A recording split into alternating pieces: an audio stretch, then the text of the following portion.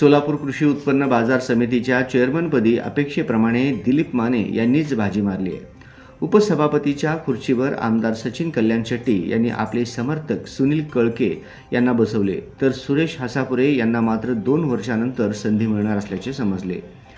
संपूर्ण जिल्ह्याचे लक्ष लागलेल्या सोलापूर कृषी उत्पन्न बाजार समितीच्या सभापती निवड रविवारी बाजार समितीच्या सभागृहात निवडणूक निर्णय अधिकारी तथा जिल्हा उपनिबंधक किरण गायकवाड यांच्या अध्यक्षतेखाली संपन्न झाली.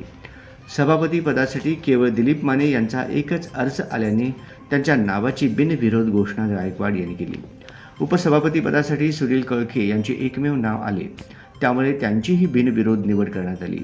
निवडीनंतर आमदार सचिन कल्याण शेट्टी यांच्या हस्ते नूतन चेअरमन दिलीप माने यांचा, तर आमदार देवेंद्र कोठे यांच्या हस्ते नूतन व्हाईस चेअरमन सुनील कळके यांचा सत्कार करण्यात आला. यावेळी संचालक मनीष देशमुख, रामप्पा चेबडशेट्टी व अतुल